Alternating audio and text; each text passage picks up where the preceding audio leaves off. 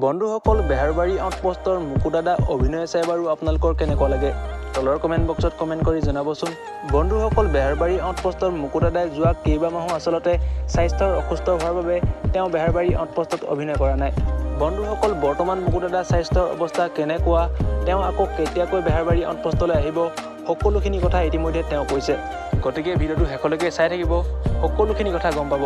তাৰ আগতে মুকু দাদাক যিসকলে ভাল পায় এইটো ভিডিঅ'ত এটা লাইক কৰি দিব। বন্ধুসকল বেহাৰবাৰী আউটপোষ্টৰ মুকু দাদাক যোৱা কেইবামাহো ধৰি আমি বেহাৰবাৰী আউটপোষ্টত দেখিবলৈ পোৱা নাই।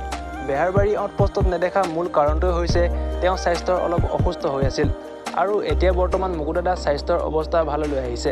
তেওঁ বেহাৰবাৰী আউটপোষ্টলৈ কেতিয়াকৈ আহিব ময়ূৰ ক্ৰিয়েশ্যন নামৰ এটা ইউটিউব চেনেলৰ ব্লগ ভিডিঅ'ৰ জৰিয়তে সকলোকে জানিবলৈ দিছে। তেওঁ বৰ্তমান স্বাস্থ্যৰ অৱস্থা, বেহাৰবাৰী আউটপোষ্টলৈ আকৌ কেতিয়াকৈ আহিব তেওঁ নিজৰ মুখেৰে শুনক। বাকী বেহাৰবাৰীত কেতিয়া চিন্তা কৰিছা? বেহাৰবাৰীত মোৰ জানুৱাৰীৰ পৰা মানুহে দেখা পাব। জানুৱাৰী প্ৰথম এনে মিছ কৰিছে নে? বহুতে চাগে মিছ কৰিছে ন? এনে ফোন চোন আহে নাই যে আপুনি কিয় ওলোৱা নাই? মোক কিন্তু বিশ্বাস কৰিব, পৰহি এটা ল'ৰাই ফোন কৰিছিল যে মুকু দা বেহাৰবাৰীত কেতিয়া ওলাব। মই এনেকৈ মানে জানুৱাৰী বুলিয়ে কৈ দিছোঁ আৰু।